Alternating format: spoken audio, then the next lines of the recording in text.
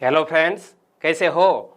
जी के 2020 YouTube channel की NCERT video series में आप सभी दोस्तों का हार्दिक स्वागत है। आज से हम हिस्ट्री सब्जेक्ट में एक के बाद एक टॉपिक के बारे में पढ़ने वाले हैं। तो आज का हमारा एक अनोखा टॉपिक है जो स्वतंत्रता आंदोलन से जुड़ा हुआ है। यहाँ पर आप पढ़ सकते हैं। आज हम इतिहास में सविनय अवज्ञा आंदोलन के बारे में बात करने वाले हैं और हमारी यह सीरीज यानी कि हिस्ट्री से रिलेटेड वीडियो बनाने की सीरीज तकरीबन 8 से 10 दिन होने वाली है, यानी कि 8 से 10 वीडियो बनाकर मैं आपको प्रोवाइड करने वाला हूं।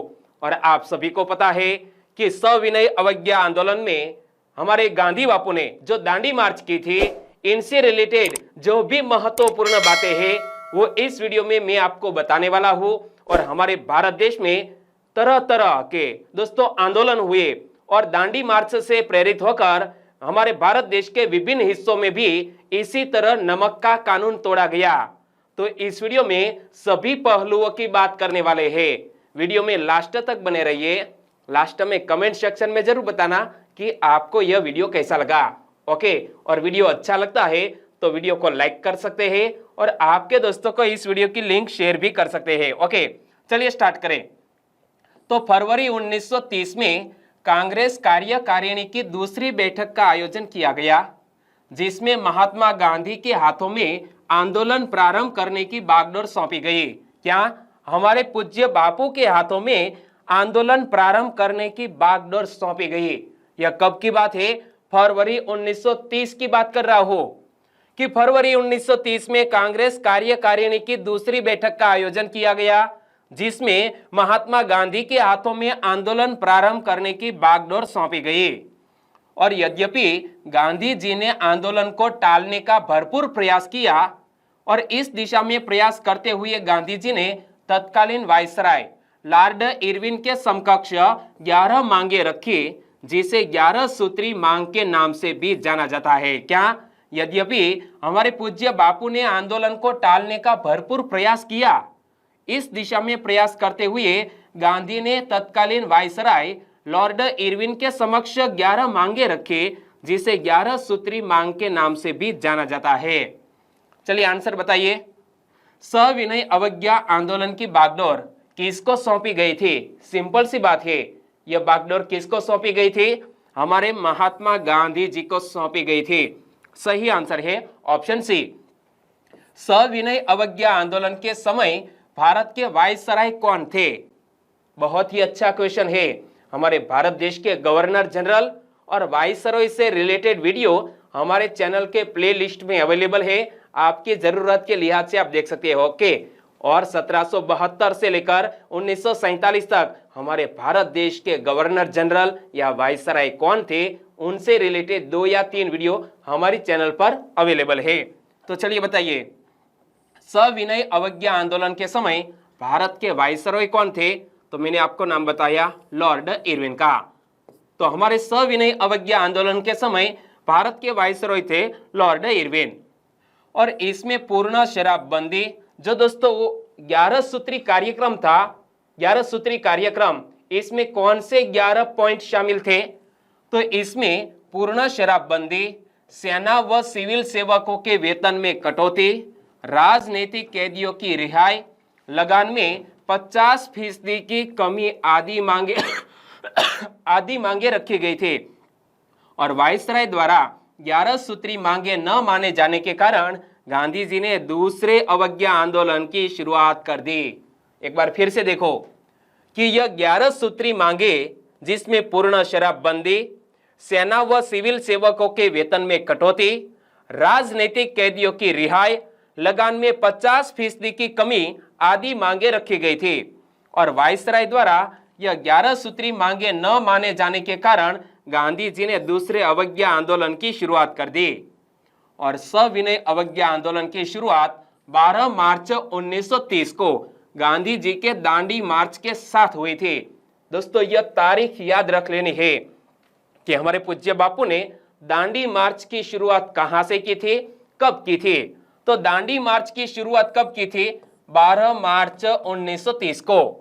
और अपने 78 अनुयायियों के साथ साबरमती आश्रम से 375 किलोमीटर दूर स्थित गुजरात के समुद्र तट पर स्थित गांव दांडी में इन्होंने 6 अप्रैल को नमक कानून को भंग किया।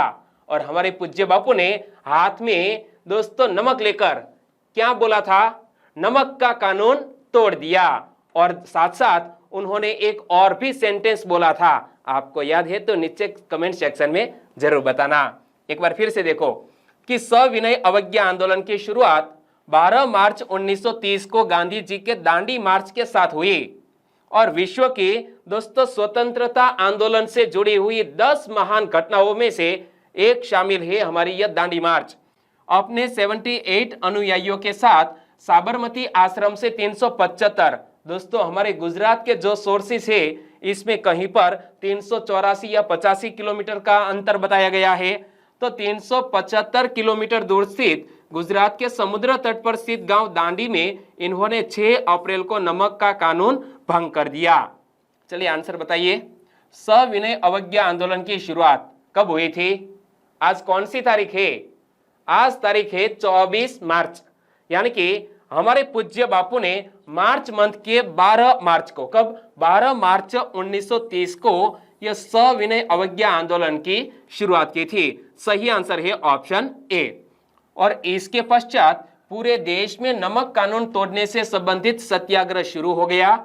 तमिलनाडु के तंजौर में समुद्र तट पर चक्रवर्ती राजगोपालाचारी, इमेज में आप देख सकते हैं, हमारे स्वतंत्र भारत के पहले गवर्नर जनरल, हमारे स्वतंत्र भारत के पहले नहीं बल्कि पहले भारतीय गवर्नर जनरल कौन थे? तो हमारा आंसर होना चाहिए चक्रवर्ती राजगोपालाचारी। स्वतंत्र भारत के पहले गवर्नर जनरल दोस्तों कौन थे? लॉर्ड माउंटबेटन थे। लेकिन स्वतंत्र भारत के पहले भारतीय गवर्नर जनरल कौन थे? तो हमारा आंसर होना चाहिए चक्रवर्ती राजगोपालाचारी। तो तमिलनाडु के तंजौर में समुद्र तट पर चक्रवर्ती राजगोपालाचारी ने त्रिचनापल्ली से वेदारण्यम तक नमक यात्रा आरंभ की थी। दोस्तों याद रखना कि हमारे पूज्य बापू ने दांडी मार्च की, उसी के तर्ज पर भारत के विभिन्न हिस्सों में, खासतौर पर हमारे दक्षिणी हिस्सों में भी इसी तरह को नमक का कानून तोड़ा गया, नमक का कानून तोड़ा गया। तो याद रखना तमिलनाडु के तंजौर में समुद्र तट पर चक्रवर्ती राजगोपालाचारी ने त्रिचनापल्ली से वेदारण्यम तक नमक यात्रा आरंभ की।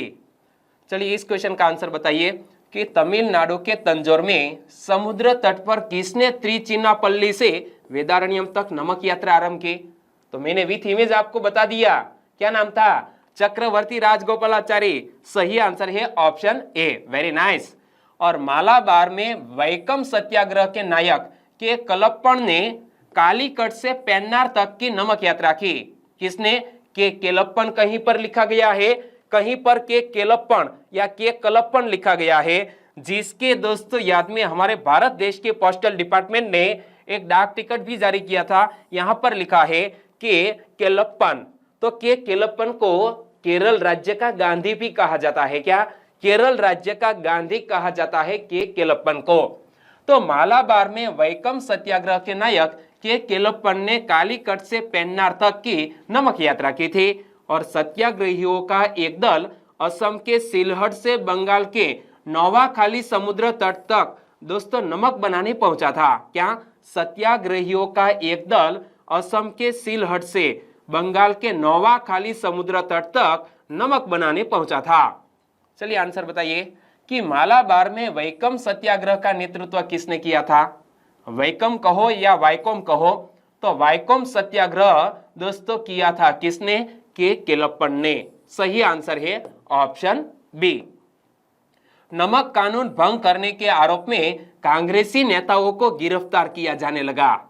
पेशावर में जनता ने कांग्रेसी नेताओं की गिरफ्तारी के विरोध में अभूतपूर्व प्रदर्शन का आयोजन किया।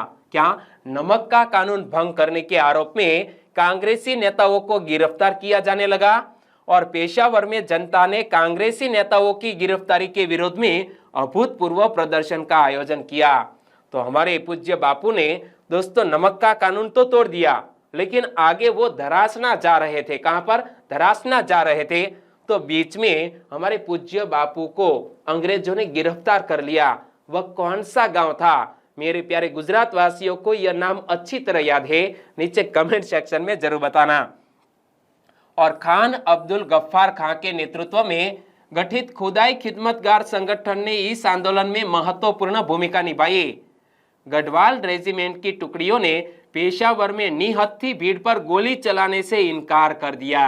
खान अब्दुल गफ्फार खां, इमेज आप देख सकते हैं, जिसे सरहद का गांधी भी कहा जाता है। क्या?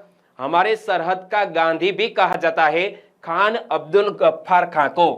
तो खान अब्दुल गफ्फार खां के नेतृत्व में गठित खुदाई खिदमतगार संगठन ने इस आंदोलन में महत्वपूर्ण भूमिका निभाई। गढ़वाल रेजिमेंट की टुकड़ियों ने पेशावर में निहत्थी भीड़ पर गोली चलाने से इनकार कर दिया। चलिए आंसर बताइए कि खुदाई खिदमतगार संगठन की स्थापना किसने की थी? किसका जिक्र किया? सरहद का गांधी भी कहा जाता है। सही आंसर है खान अब्दुल गफ्फार खां ने खुदाई खिदमतगार संगठन की स्थापना की थी। और दोस्तों, यहां जब एक महत्वपूर्ण क्रांतिकारी संगठन की बात आई तो ऐसे ही हमारे भारत देश में स्थापित या तो हमारे भारत देश को आजाद करने के लिए विदेश की धरती पर जिसकी स्थापना की गई, ऐसे महत्वपूर्ण क्रांतिकारी संगठनों से जुड़ा हुआ वीडियो भी हमारे चैनल पर अवेलेबल है। खुदाई खिदमतगार संगठन की स्थापना खान अब्दुल गफ्फार खां ने की थी। मणिपुर में जनजाति समाज के लोगों ने भी सविनय अवज्ञा आंदोलन में बढ़ चढ़कर हिस्सा लिया। मणिपुर की 13 वर्षीय नगा किशोरी जिसका नाम है गोडी नेल्यू, इमेज आप देख सकते हैं, सिर्फ 13 वर्षीय नगा किशोरी गोडी नेल्यू ने अपने नगा साथियों के साथ मिलकर इस आंदोलन में भागीदारी की थी। एक बार फिर से पढ़ लो कि मणिपुर में जनजाति समाज के लोगों ने भी सविनय अवज्ञा आंदोलन में बढ़ चढ़कर हिस्सा लिया। मणिपुर की 13 वर्षीय नगा किशोरी नाम है गोडी नेल्यू ने अपने नगा साथियों के साथ मिलकर इस आंदोलन में भागीदारी की। और 14 मई 1930 को वायसराय ने गांधी जी की गिरफ्तारी के आदेश दिए, जबकि गांधी जी ने धरासना नमक निर्माणशाला पर अपने साथियों के साथ धावा बोलकर नमक कानून तोड़ने की बात कही। क्या? 14 मई 1930 को वायसराय ने गांधी जी की गिरफ्तारी के आदेश दिए, जबकि गांधी जी ने धरासना नमक निर्माणशाला पर अपने साथियों के साथ दावा बोलकर नमक कानून तोड़ने की बात कही। तो गुजरात से रिलेटेड दोस्तों कुछ महत्वपूर्ण सत्याग्रह है जिनके नाम है धरासना सत्याग्रह, खेड़ा सत्याग्रह, बारदोली सत्याग्रह और दोस्तों अहमदाबाद का जो मिल मजूर का एक सत्याग्रह है वो भी हमें याद रख लेना चाहिए। ओके, सरकारी दमन का सबसे क्रूरतम रूप धरासना में देखने को मिला, जहां सरोजिनी नायडू, इमेज आप देख सकते हैं, जिसे भारत की बुलबुल कहा जाता है। क्या? हमारे भारत देश की बुलबुल, नाइटिंगेल ऑफ इंडिया कहा जाता है सरोजिनी नायडू को। तो सरोजिनी नायडू, इमाम साहब कौन? दोस्तों अब्बास तैयब जी, इमाम साहब के नाम से प्रचलित है। तो अब्बास तैयब जी, जिसे ग्रैंड ऑल्डरमैन ऑफ गुजरात भी कहा जाता है। ग्रैंड ऑल्डरमैन ऑफ इंडिया किसको कहा जाता है वो आपको याद है, लेकिन ग्रैंड ऑल्डरमैन ऑफ गुजरात किसको कहा जाता है? अब्बास तैयब जी को। तो सरोजिनी नायडू, इमाम साहब एवं मणिकलाल के नेतृत्व में पहुंची भीड़ को पुलिस ने लोहे की मूठ वाली लाठियों से बुरी तरह पीटा। क्या? सरकारी दमन का सबसे क्रूरतम रूप धरासना में देखने को मिला, जहां सरोजिनी नायडू, अब्बास तैयब जी, मणिकलाल के नेतृत्व में पहुंची भीड़ को पुलिस ने लोहे की मूठ वाली लाठियों से बुरी तरह पीटा। चलिए आंसर बताइए कि धरासना सत्याग्रह किस राज्य में हुआ था? ऐसा सिंपल सा क्वेश्चन पूछ लिया जाए तो हमारे गुजरात वासियों को तो याद है, लेकिन महाराष्ट्र, केरल या बिहार से बिलोंग करते हैं ऐसे सब्सक्राइबर फ्रेंड को नहीं पता होगा कि धरासना आखिरकार किस राज्य में है। धरासना गुजरात राज्य में है, तो धरासना सत्याग्रह हुआ था गुजरात राज्य में। सही आंसर ऑप्शन सी। इसके अलावा आंध्र प्रदेश में महिलाएं कई मील दूर चलकर नमक कानून को चुनौती देने पहुंची। कहां पर? आंध्र प्रदेश में महिलाएं कई मील दूर चलकर नमक कानून को चुनौती देने के लिए पहुंची। और उड़ीसा में बालासोर, पुरी एवं कटक जिले गैर कानूनी तरीके से निर्मित किए जाने वाले नमक निर्माण केंद्र थे। क्या? उड़ीसा राज्य में दोस्तों गैर कानूनी तरीके से निर्मित किए जाने वाले नमक निर्माण केंद्र थे 3, बालासोर, पुरी एवं कटक। चलिए आंसर बताइए। निम्न में से कौन सा जिला गैर कानूनी तरीके से निर्मित किया जाने वाला नमक निर्माण का केंद्र था?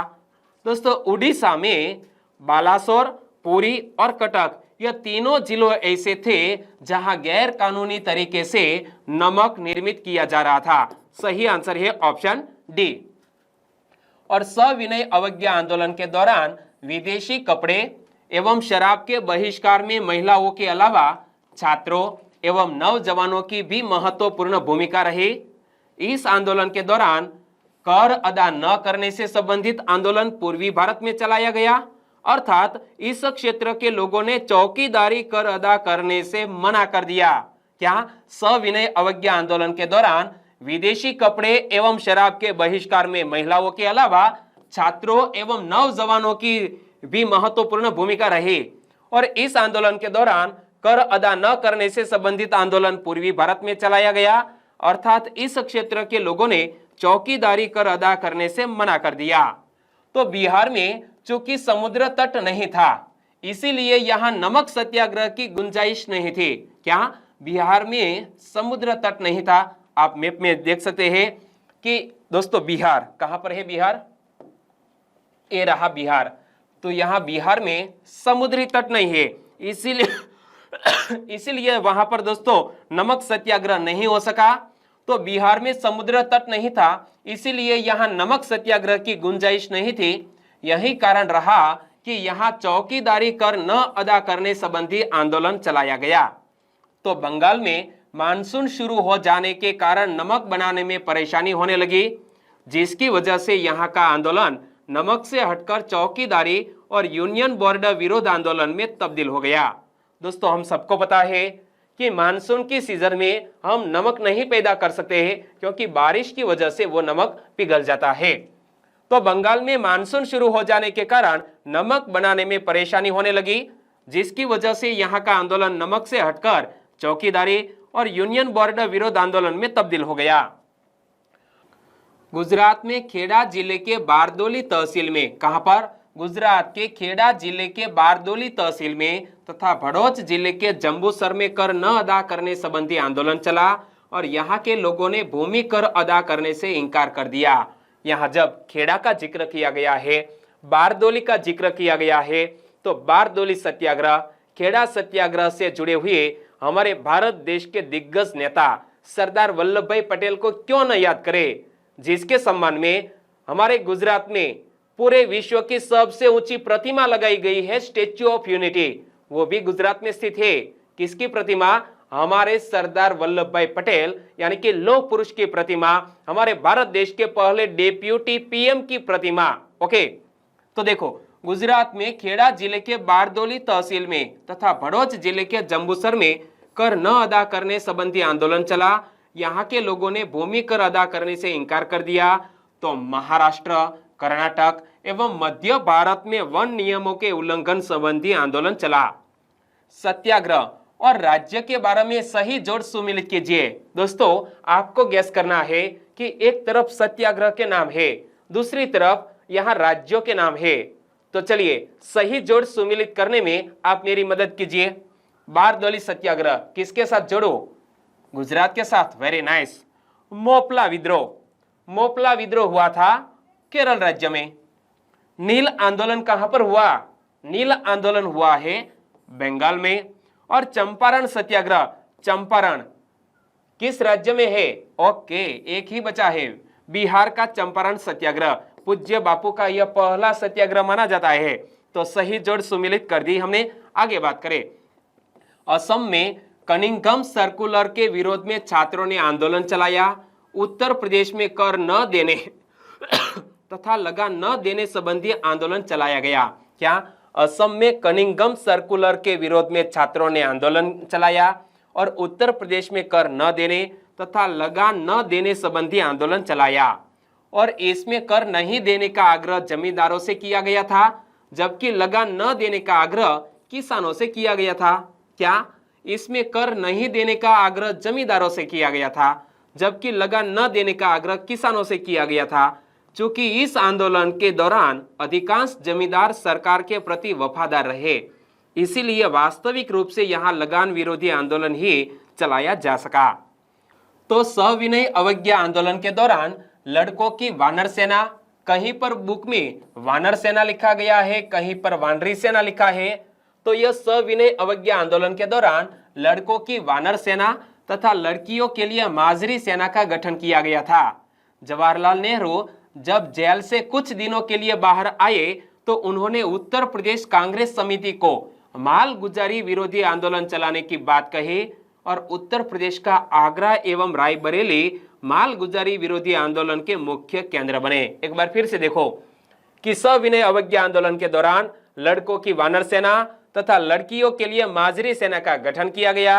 जवाहरलाल नेहरू जब जेल से कुछ दिनों के लिए बाहर आए तो उन्होंने उत्तर प्रदेश कांग्रेस समिति को माल गुजारी विरोधी आंदोलन चलाने की बात कही और उत्तर प्रदेश का आगरा एवं रायबरेली माल गुजारी विरोधी आंदोलन के मुख्य केंद्र बने। चलिए रिक्त स्थान की पूर्ति कीजिए कि सविनय अवज्ञा आंदोलन के दौरान लड़कों की कौन सी सेना, बताइए नाम। लड़कों की वानर सेना या वानरी सेना और लड़कियों के लिए क्या नाम था, माजरी सेना का गठन किया गया था। क्या, माजरी सेना का गठन किया गया था।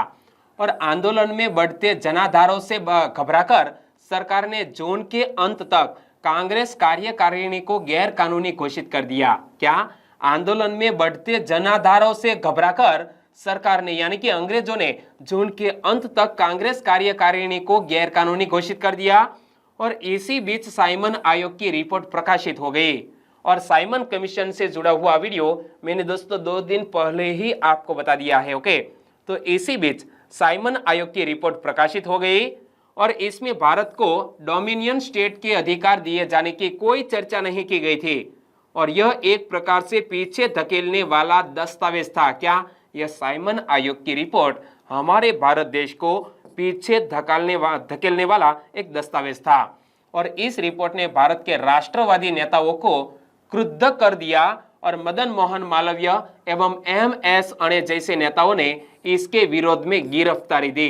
दोस्तों, हमारे भारत देश के मदन मोहन मालवीय जी को भारत रत्न से भी सम्मानित किया जा चुका है। ओके, और जुलाई में सरकार ने समझौतावादी रुख अख्तियार करते हुए एक गोलमेज सम्मेलन आयोजित करने का सुझाव दिया जिसमें डोमिनियन स्टेट्स वाले मुद्दे पर एक बार फिर से विचार करना था।